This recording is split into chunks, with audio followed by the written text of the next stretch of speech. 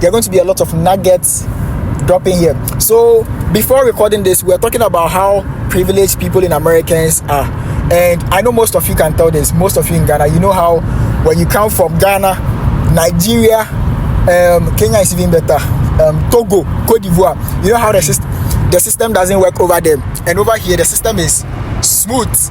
You understand? Over here there is financial aid, there are scholarships, but in Ghana, in Nigeria, they've not even heard about that before. When I was in Ghana, they gave the school an amount of money to help people pay their fees, and the South executive spent the fees. They literally didn't give the fees to us, they didn't give the money to us. So that is the system we also have in our country. So we're talking about this in a few minutes, and I was like, let's just record it to our random conversation. So yeah, let's see how it goes. Or what do you think? Oh yeah, we good. Any type of random conversation we can bring up to. Yeah, Aliyah was telling us about how do you call it?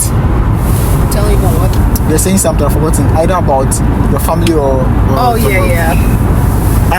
So that thing that in Ghana, you know how when you're coming from Ghana and your families are in America, or even not even in America, even here in Ghana, back in Ghana, most of the families aren't united. For me, my family like this, we don't talk to each other. We don't. There's no love in the family. My uncle doesn't talk to this uncle doesn't talk to this, and unfortunately, they claim older people are the wisest. So I'm surprised how older people are always making wrong decisions and are always the ones fighting. Or Aliyah, what do you say? What do you say? What do you think? Oh, about the family thing? Yeah, older people. Do you think they are wise? It's just honestly, it doesn't make sense. Because like, how are we family and you're just viewing my social media and you don't even speak to me? They are just gossiping about you. Yeah, or it's like a, happy birthday and then we just don't talk. Yeah. But then do you feel like it's because they hate each other or they didn't grow up in love? I honestly don't know what it is. Like, it's hard to tell. For me, I had cousins here in New York City. Of course, we are in New York, by the way. We are in New York, going back to New Jersey, right? Okay, so we are going back to Charleston. We just came for the New Year's. Most of you know this. So we are going back to Charleston. Unfortunately, the Christmas is over. School resumes next week. So I was saying that when I came to the US, I landed in the JFK airport, like New York City airport. That was where I landed. And my cousins were living in Brooklyn. Yeah, Brooklyn. About 15 minutes away from JFK. Yeah, it's very close. They saw my Instagram story, saw that I was in the US. They didn't ask if I'm okay, nothing. They ignored me. And they were just calling back home. Oh, he has arrived though. We've seen that he's in America. And I slept on the street. I slept by the roadside. And when I was on the street, very dangerous. You know how New York is very chaotic. And imagine you being on the street. And I texted my friends in Ghana that, yo, this is what is happening to me. And they're like, nah, don't let it worry you. I felt so rejected, so disappointed that my own cousins or my own family has rejected me. And I said to myself, I'll prove them wrong. And of course, I've not really proved them wrong. I need to prove them wrong, like to a certain limit, but I'm not yet there. Even though I've proved them that I didn't need them, or God can use strangers or people I've not met to help me. I'm getting there, you understand? So, if I know most of you can relate to this story, your families don't really mess with you, they don't even talk to you. It's very common in Ghana. You can make it without your family. I'm a living testimony. I'm in America, my families don't talk to me, but I'm making it. I mean, I hit $1 million in sales just recently, one of my companies. You know, I hit $1 million in one of my companies. I don't know. I'm serious. You don't believe it? You did. You don't say you don't believe it. I hit $1 million. So yeah, basically that is it. If you are coming to America, make sure you are working hard on it. Don't give up. America is the dream country. It's definitely the dream opportunity. The country come up here with no plan. Or no money. Yeah. Yes, that is the word. Work. Yes. When you come here, you figure it out. Yeah, of course, you figure it out. But don't come with the mindset that 3 weeks or 2 weeks you're going to make it big. It will take a long time. Not even long time. 6 months of proper planning, financial planning, academic. If you're coming here with schooling, plan your academics and everything. And I learned something new today about the mortgage, about getting a house before. Or the mortgage. It was a very smart idea. It's a common idea, but very smart. Very smart. Oh, okay, so the banks think ahead 20 years. You get the mortgages from the bank. Yeah. But me, I don't see myself giving out a loan for 20 years. Oh no. But that's because the houses cost $200,000, $300,000, so you got to get a down payment first. That's the down payment from the bank.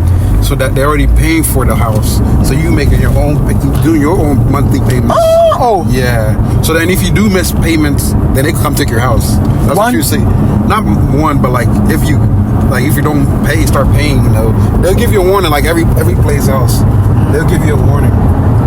What if I don't leave the house? They'll get you out of the house. The bank owns the house. They own the house. So it's like, I want this house. I don't have the money. Yeah. You have the money. You buy the house from okay now. Pay me monthly. Yeah, monthly. Then on top of that, you got your own bills you gotta pay. Water bills. Yeah. So in general, do you think it's a good idea to go for mortgage? If you need a house, unless you got money to put down. Of course, I want to buy the house in cash. If you want to buy the house, you can buy in cash. But they're gonna ask you what you do for work, though. I have side hustles. I do this, I do that. I don't need to show. Do you have to open up where you make your money? Not really. Sometimes if you're paying a straight cash, you can build your house from the ground up. That's the best way to do it. Yeah. Like FX. Yeah. That's what his mom did. Build the house from the ground up. That's better. Because you could tell them how to design it. But I have it was like it's cheaper building a house than buying it. How true? Say again? Is it true that it's cheaper building a house from scratch than buying it? Yeah. Are you sure? Mm-hmm. You can check. Because you have to pay for workmanship like every day, or they don't pay it daily. No, like for the harsh. Oh, talking about for the construction? Yeah. No, once you have it figured out, you just pay all the money. Yeah. So let's say, can a house building from a house from scratch, can it cost like $50,000? Possible, yeah. So they'll buy the materials, everything from the money you give them. Because you doing a thing from a construction company, so they gotta get the stuff for you. Yeah. So you don't do it, you just sit down. Just sit down, let them go. Yeah. In Ghana, do you know how we do it? So Ghana, you have to go and hire a mason, pay them every day after they are done. So this is what they do. If they know that you are laying a brick or something, and every day you'll be paying them, they'll intentionally delay the work so that you'll be paying them like a lot. Yeah. That's why your dad was like, he has to make sure that they are done with like a certain portion, a huge portion. Because they'll intentionally play delay tactics so that you'll be paying them every day. Wow. That is so smart, though. Very, very smart. Today, this afternoon morning, I was very angry. Me, if I get angry, it's because I'm talking about politics. That we can make the country look like America. Not even close to America, but when you follow the footsteps of America, people are like, don't compare Ghana to America. But when you look at America 60 years ago, they weren't messing up like how we were messing up. If America was messing up like how Ghanaians are messing up right now, at the age of 60 or 65 years, they wouldn't have gotten to this level. You have gold, you have timber, you have oil, you have like, you don't need anything. Nothing, you don't need anything. It's just because the leaders are wicked people. The leaders are demons. The leaders are what? They are, which word can I use on them again? They don't care about the people. That is why the country is messed up. And of course, some people will be like, oh, we don't insult leaders. But the thing you gave me... You live in the country. You live in the country, I have to criticize you. Yeah. You told me that if I vote for you, you provide this, you provide that. Now you're not providing it. Why shouldn't I call you out? You understand? That is why I get so angry when people are calling out individuals who are criticizing them. Of course, don't attack them personally, like saying they are murder, they are... Attack the work that they are doing. Yeah, they, that's their job. That's their... If you can watch kids to suffer and sell coconuts, sell like some of the most random things, like how your auntie was surprised that people in Ghana pump gas. Yeah. Over here we don't pump gas except probably in New Jersey or something. In Ghana they will pump gas for 400 cedis, less than $40. And you as the politician or you as the president, you can sit in your convoy. You can sit in your convoy and then peacefully, you don't have any compassion, you don't feel any guilt. You can sit in your convoy and then drive by all these people. Then it means you're a very wicked person. It's only wicked people who can do that. So it's not like we're insulting them, of course. We are not insulting them, we respect them. They are grown men and all that, but they are wicked. They are wicked. So let this be your motivation and leave Ghana. Give yourself 1 year. I've made so many videos about 6 months or 6 months practical steps to relocate to the US also, and it works. It's very practical. I understand that right now dates in Ghana are back, so put the vision of before you. When you come to America, it will be worth it after 6 months of gradual planning and taking care of yourself, being conscious about the people that you work with and the decisions that you take. You make it big, of course. No one has come to America as a student and has regretted, I'm suffering. I barely hear that, unless maybe he went to mess up or something. But then when you come here as a student, you graduate, come with a plan. Don't just say you want to apply, but then when you do get accepted, you can't pay for your plane ticket to get to America. Yes, like someone who went for an interview today, this morning when I was coming. Normally when people tell me that they got refused visas, it spoils my day because I'm like, come on. So he texted me that he went for the interview and was refused, and I knew he was going to be refused because he didn't go with any scholarship. And you know US, when you're not coming with scholarship, they think you just want to leave because there's nothing special about your application. They think, and he was coming to New Haven. Yeah. $36,000 school fees.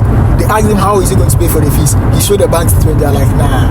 I already told you guys that the embassies, they don't believe that we have the money. They know Ghana is a third class country. And imagine even you watching this video, if you go to Togo and you know Togo is a broke country. The richest man in Togo is making about $20,000 a year or $30,000 a year. You know, and there's not everyone in Togo is rich, just about 20 of them.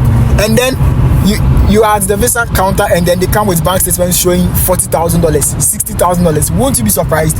Yes. So that is how they also see it. So it's common sense. So the most important thing, get a scholarship because they know the school is paying it, the US is paying, and you don't have much to pay.